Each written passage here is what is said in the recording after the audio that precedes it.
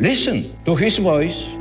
Do not be afraid. Algo que a igreja escondeu por 1700 anos acaba de vir à tona. E não estou falando de teorias conspiratórias ou de documentos apócrifos encontrados em cavernas esquecidas. Estou falando de uma decisão papal que pode mudar completamente o destino do cristianismo mundial. No último domingo, na solenidade de Jesus Cristo, Rei do Universo, o Papa Leão XIV publicou uma carta apostólica que está abalando os alicerces de todas as igrejas cristãs no planeta. O título do documento, In Unitate Fidei, que em português significa Na Unidade da Fé. E acredite, meu querido fiel, essa não é apenas mais uma carta bonita para enfeitar as estantes do Vaticano. É um chamado profético, um desafio radical, uma proposta que pode finalmente reunir católicos, ortodoxos e protestantes, ou destruir de vez qualquer possibilidade de reconciliação. Porque o que o Papa está propondo é tão ousado que muitos cardeais já sussurram nos corredores de Roma, que isso pode provocar o maior cisma desde a Reforma Protestante. Mas para entender a magnitude do que está acontecendo agora, neste exato momento em que você me assiste, precisamos voltar no tempo, 1700 anos atrás, para um palácio imperial na cidade de Niceia, atual Iznik, na Turquia, onde 318 bispos se reuniram para decidir algo aparentemente simples, mas que dividiu o cristianismo para sempre. O Império Romano acabara de legalizar o cristianismo através do Édito de Milão, e pela primeira vez na história, os seguidores de Jesus podiam professar sua fé sem medo de serem jogados aos leões ou crucificados nas arenas. Mas havia um problema teológico tão grave que ameaçava rasgar a igreja pela metade antes mesmo dela se consolidar como instituição. A questão era simples na aparência, mas devastadora na essência. Quem é Jesus Cristo? Ele é Deus? Ele sempre existiu? Ou foi criado por Deus Pai em algum momento no tempo? Para nós hoje isso pode parecer óbvio, mas naquela época, meu amado, era uma guerra de palavras, de teologias, de interpretações que colocavam irmãos contra irmãos. De um lado estava Ário, um presbítero carismático de Alexandria, que ensinava com eloquência que Jesus era a primeira e mais perfeita criação de Deus, mas que não era Deus no sentido pleno da palavra. Ele dizia: houve um tempo em que o Filho não existia, e isso fazia sentido para muitos cristãos simples. Afinal, como o Pai e o Filho podem ser igualmente eternos? Do outro lado estava Atanásio, também de Alexandria, jovem diácono de apenas 25 anos, mas com uma convicção de ferro: Jesus Cristo é Deus verdadeiro, gerado e não criado, da mesma substância do Pai. Ele é coeterno, coigual, consubstancial. E essa disputa não era apenas acadêmica, era uma questão de vida ou morte espiritual. Porque se Jesus não fosse plenamente Deus, então sua morte na cruz não teria poder salvador. Se ele fosse apenas uma criatura elevada, então nós, criaturas também, continuaríamos perdidos em nossos pecados. O imperador Constantino, recém-convertido ao cristianismo, viu que a controvérsia estava destruindo a unidade do império. Ele não podia permitir que a religião que acabara de legalizar se despedaçasse em facções rivais. Então convocou todos os bispos do mundo conhecido para se reunirem em Niceia, uma cidade estrategicamente localizada, próxima a Constantinopla. E no dia 20 de maio de 325, sob o calor do verão mediterrâneo, começou o primeiro concílio ecumênico da história da Igreja. 318 bispos, alguns com cicatrizes das perseguições ainda frescas em seus corpos, outros cegos de um olho, outros mutilados, todos reunidos em um grande salão do Palácio Imperial. E o debate foi feroz. Conta a tradição, embora não confirmada, historicamente, que em determinado momento a discussão ficou tão acalorada que Nicolau de Mira, aquele que hoje conhecemos como São Nicolau, o Papai Noel, teria dado um tapa no rosto de Ário por causa de suas blasfêmias. Verdade ou lenda, o fato é que as paixões estavam à flor da pele, porque não se tratava de filosofia abstrata, tratava-se de definir quem nós adoramos.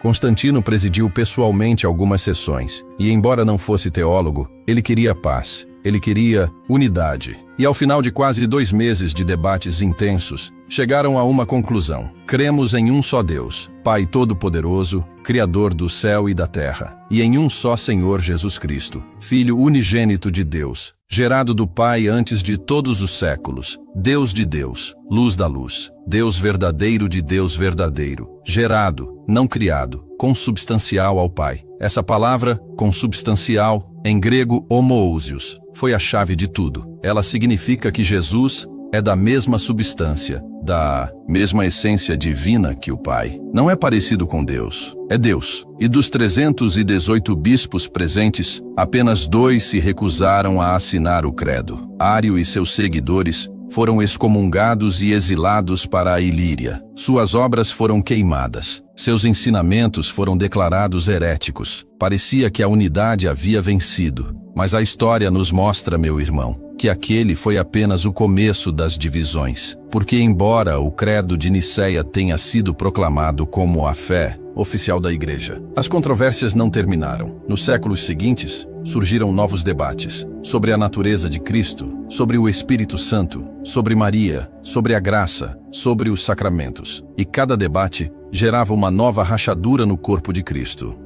No ano de 1054, veio o grande cisma do Oriente, quando a Igreja Católica Romana e a Igreja Ortodoxa se separaram definitivamente por questões de autoridade papal, do filioque no credo, e práticas litúrgicas. Irmãos que rezavam o mesmo credo de Nicéia, mas que se excomungaram mutuamente. 5 séculos depois, em 1517, Martinho Lutero pregou suas 95 teses na porta da igreja de Wittenberg e começou a Reforma Protestante. Novamente, cristãos que confessavam o mesmo credo de Nicéia, mas que se separaram por causa de indulgências, da autoridade da Escritura, da justificação pela fé, da natureza da igreja. E o que se seguiu foram séculos de guerras religiosas. A Guerra dos 30 Anos devastou a Europa. Católicos mataram protestantes, protestantes mataram católicos, ortodoxos foram perseguidos por ambos. Tudo em nome de Cristo, o Príncipe da Paz. Famílias foram divididas, países inteiros se fragmentaram. E mesmo hoje, em pleno século XXI,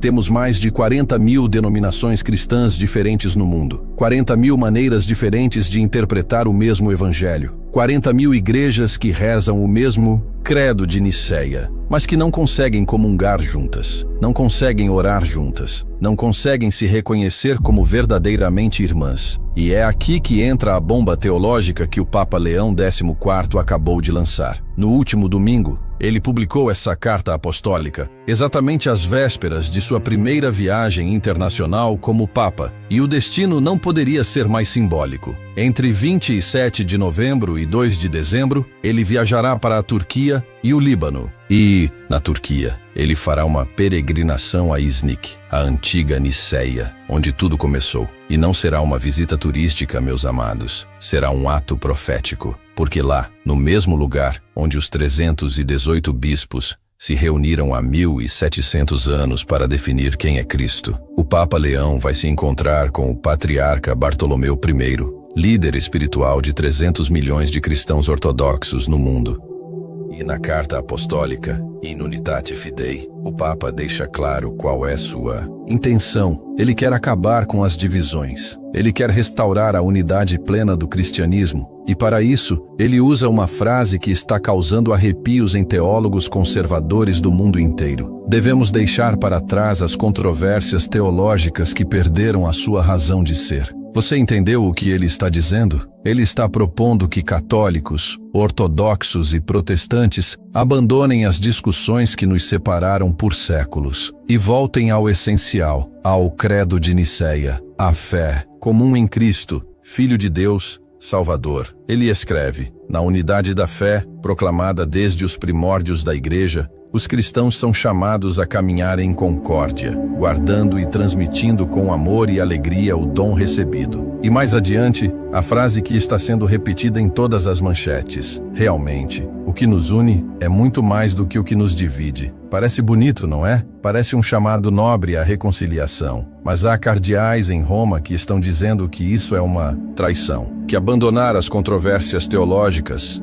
é diluir a fé católica, que aceitar a unidade sem resolver as diferenças doutrinais é construir sobre areia. E do lado protestante, muitos pastores estão céticos. Será que o Papa quer que voltemos a Roma? Será que ele espera que abandonemos nossas convicções sobre a Escritura sobre a justificação pela fé, sobre o sacerdócio de todos os crentes. E os ortodoxos, que se separaram de Roma há quase 1000 anos justamente por não aceitarem a autoridade papal, estarão dispostos a se submeter novamente ao sucessor de Pedro. Mas o Papa Leão não está propondo um retorno ao passado. Ele está propondo algo muito mais radical. Ele escreve na carta: o ecumenismo não busca um retorno às situações prévias às divisões, nem a mera aceitação do status atual das igrejas. Trata-se, ao contrário, de um caminho de reconciliação, escuta, acolhimento e intercâmbio de dons espirituais. Em outras palavras, não se trata de católicos voltarem a ser a única igreja verdadeira, nem de ortodoxos e protestantes se renderem a Roma. Trata-se de algo novo, uma comunhão plena que respeita as tradições de cada família cristã, mas que restaura a unidade sacramental, litúrgica e doutrinal em torno do essencial. E qual é o essencial? O Credo de Nicéia. A fé em Jesus Cristo, verdadeiro Deus e verdadeiro homem, que morreu e ressuscitou para nossa salvação. E o Papa conecta isso com o momento histórico que estamos vivendo, o Ano Santo de 2025, dedicado ao tema Jesus Cristo, nossa esperança. Ele escreve: é uma coincidência providencial que a Igreja comemore também o aniversário do primeiro concílio ecumênico. O núcleo da fé cristã, a divindade do Filho, permanece atual e necessário para os tempos marcados por guerras, incertezas e sofrimento humano. E aqui está o ponto profético, meu querido irmão. Num mundo onde cristãos estão sendo massacrados no Oriente Médio, onde guerras devastam a Síria, o Líbano, Gaza, onde a secularização está esvaziando as igrejas na Europa e nas Américas, o Papa está dizendo que a única esperança para o cristianismo sobreviver é se os cristãos se unirem. E ele não está falando apenas de diálogo educado ou de encontros ecumênicos simbólicos. Ele está falando de unidade real, de comunhão plena, de uma igreja que voltará a ser uma, como Cristo orou no Evangelho de João, que todos sejam um, para que o mundo acredite. Mas será que isso é possível? Será que depois de 1700 anos de divisões, depois de guerras, perseguições, excomunhões mútuas, massacres em nome de Cristo, será que é possível reunir novamente o rebanho disperso? O Papa Leão acredita que sim. Quase no final de sua carta, com uma oração ao Espírito Santo que está comovendo milhões de fiéis ao redor do mundo: Santo Espírito de Deus, vós guiais os fiéis no caminho da história, e de época em época, rejuvenesceis a fé da Igreja. Ajudai-nos a aprofundá-la e a voltar sempre ao essencial para a anunciar. Vinde, Divino Consolador, vós que sois a harmonia, para unir os corações e as mentes dos crentes. Vinde e dai-nos o prazer da beleza da comunhão. Vinde, amor do Pai e do Filho, para nos reunir no único rebanho de Cristo. Mas o que o Papa pretende fazer exatamente em Nicéia? O que ele vai propor ao patriarca Bartolomeu? E mais importante, como os protestantes vão reagir a esse chamado? Porque até agora a carta fala de católicos e ortodoxos, mas os herdeiros de Lutero, de Calvino, de Wesley, das milhares de denominações evangélicas, eles também estão sendo chamados? E se estão, será que aceitarão o convite?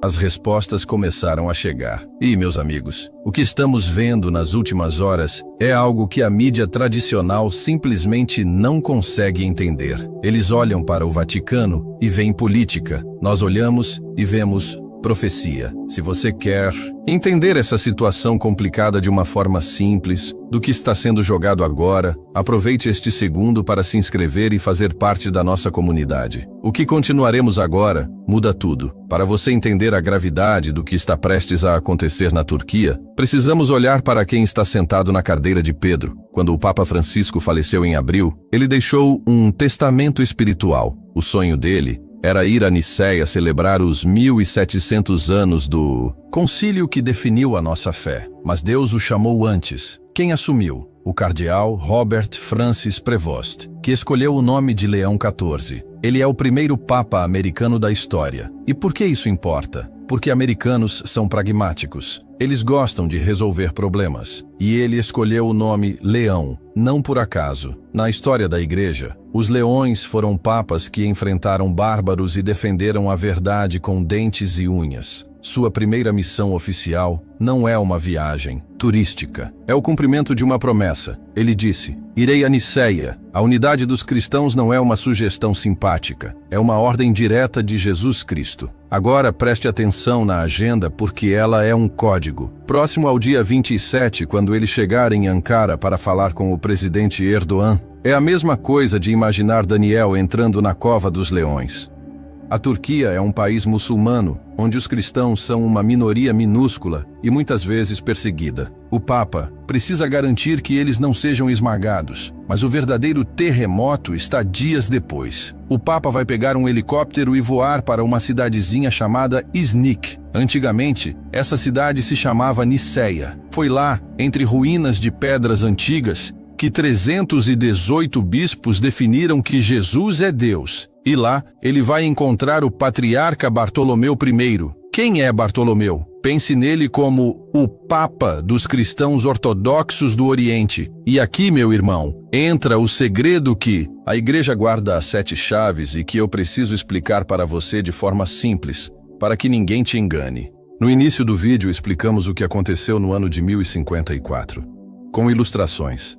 Basicamente foi um divórcio doloroso entre a Igreja do Ocidente, católica, e a do Oriente, ortodoxa. Eles não brigaram por causa de Jesus. Ambos o amam. Eles brigaram fundamentalmente por causa de poder e autoridade. Vou usar uma comparação para ficar fácil. Para os católicos, o Papa é como o chefe máximo de uma empresa. Ele manda, ele tem a palavra final, ele tem jurisdição sobre todas as filiais do mundo. Para os ortodoxos, a Igreja não deve ter um chefe desse jeito, mas sim um conselho de diretores. Eles aceitam que o Papa seja o irmão mais velho, que ele se sente na cabeceira da mesa, o que chamam de primazia de honra, mas não aceitam que ele dê ordens na casa deles. Essa briga dura quase 1000 anos. É um divórcio, onde o casal mora no mesmo bairro, crê nas mesmas coisas, mas não se fala e não come na mesma mesa. E é aqui que o Papa Leão XIV está prestes a fazer o impensável. Fontes de dentro do Vaticano, gente que caminha nos corredores do poder, dizem que existe um acordo de Rimini, costurado em segredo meses atrás. O Papa e o Patriarca podem assinar um documento que derruba esse muro de 1000 anos. O que diz esse documento?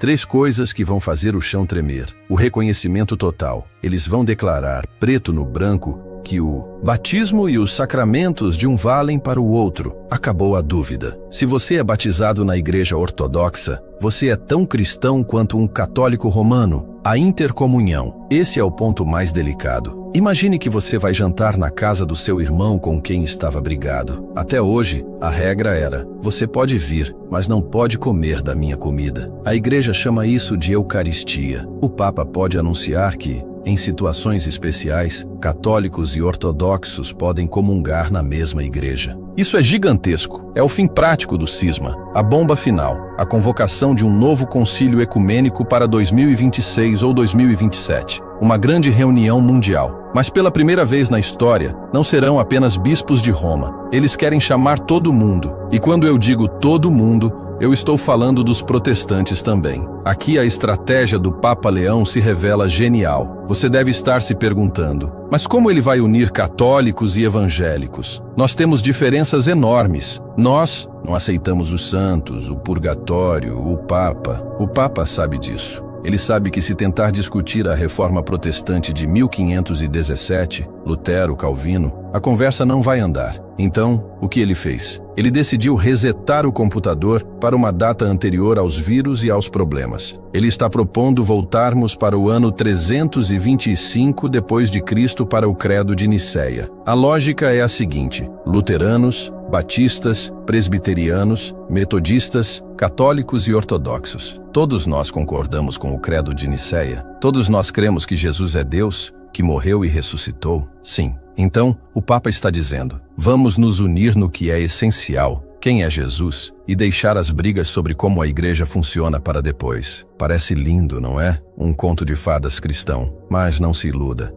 Toda ação gera uma reação, e a resistência contra esse plano é feroz. Dentro da própria Igreja Católica, os cardeais mais conservadores estão em pânico. Eles dizem que o Papa está vendendo a Igreja. Eles têm medo de que, para agradar os ortodoxos e protestantes, o Papa abra mão de verdades da fé católica. Eles chamam isso de traição silenciosa. Há rumores de cardeais que ameaçam até mesmo acusar o Papa de heresia se ele ceder demais. Do lado ortodoxo, o problema é a Rússia. A Igreja Ortodoxa Russa, que é muito ligada ao governo de Moscou, detesta essa aproximação com o Ocidente. Eles veem o patriarca Bartolomeu como um traidor e o Papa como um invasor. E no mundo protestante e evangélico, meus amigos, esse é o maior desafio. Não existe um Papa protestante. Existem 40.000 denominações. Como você convida todo mundo? Quem fala pelos batistas? Quem fala pelos pentecostais? Muitos pastores já estão dizendo, isso é uma armadilha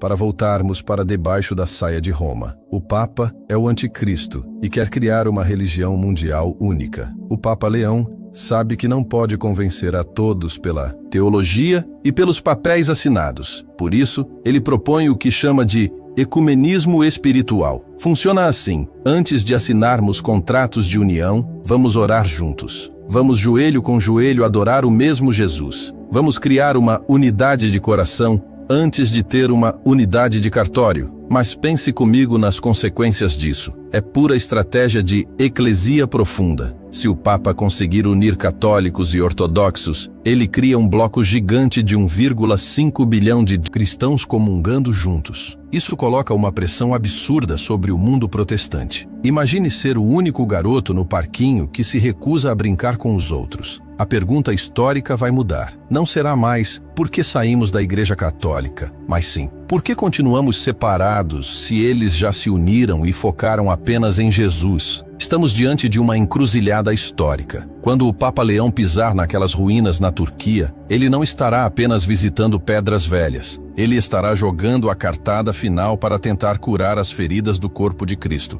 Pode ser o fim da reforma protestante como a conhecemos, ou pode ser o início da maior confusão e fragmentação que já vimos. No final das contas, quando estivermos diante de Deus, Ele não vai perguntar qual era a placa da sua igreja. Ele vai olhar nos seus olhos e perguntar: vocês foram um, como eu e o Pai somos um, ou vocês deixaram o orgulho vencer? A viagem começa amanhã, e o mundo cristão nunca mais será o mesmo. Fique atento, porque a história está sendo escrita agora.